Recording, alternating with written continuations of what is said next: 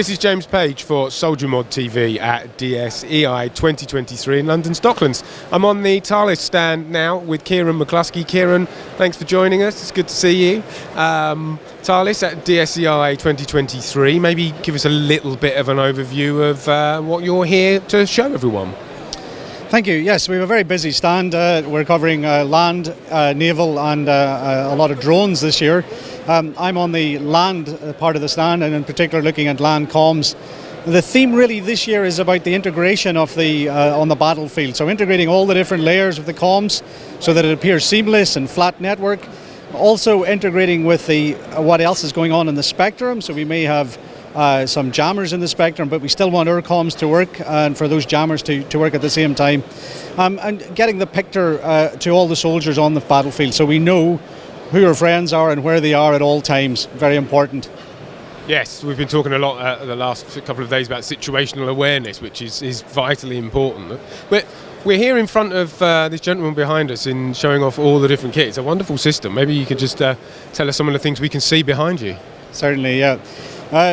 There's a lot of bits of kit, and there's a lot of kind of different users. We have specialist users, we maybe have more regular users, and what we try and do in this screen is to try and allow customers to understand the various configurations and of course how we connect those together. This particular gentleman has radio. They also have a local jammer with them, an individual jammer, so that they can cover themselves from any kind of threat in that regard. The radio works with the jammer seamlessly, so we can still communicate ourselves, but prevent other people from it. And going even further, we can also use the individual jamming device to look for other users on the battlefield that may not be friendly, characterize who those users are, pinpoint their location, and pass that around on a radio network. So now our friends know where our enemies are positioned. Wow, okay, and talking of radio, you have a piece of kit in your hand that we were going to talk about in a little bit more detail that's had some upgrades. Yes, so at the heart of the Soldier comm system is our SquadNet Soldier radio. We've been doing a lot of work in the software-defined element of this radio. So when we originally released the radio, it had a certain capability. Over this last 3 or 4 years, we've built in that capability.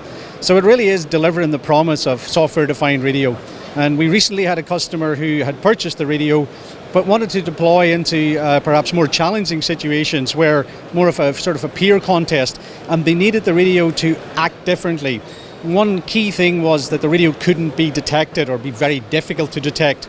That requirement was laid out to us, and 9 months later, exactly the same hardware, but the software was upgraded, and we were able to provide that, field it for that customer so that they could operate in an environment that was a threat environment, but their soldiers would be safe because they wouldn't be tracked or found.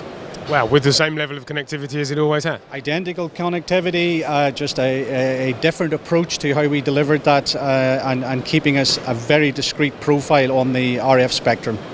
Okay, really interesting, and obviously a really important development.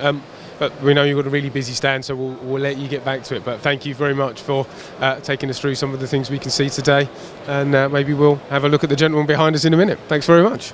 Thank you very much.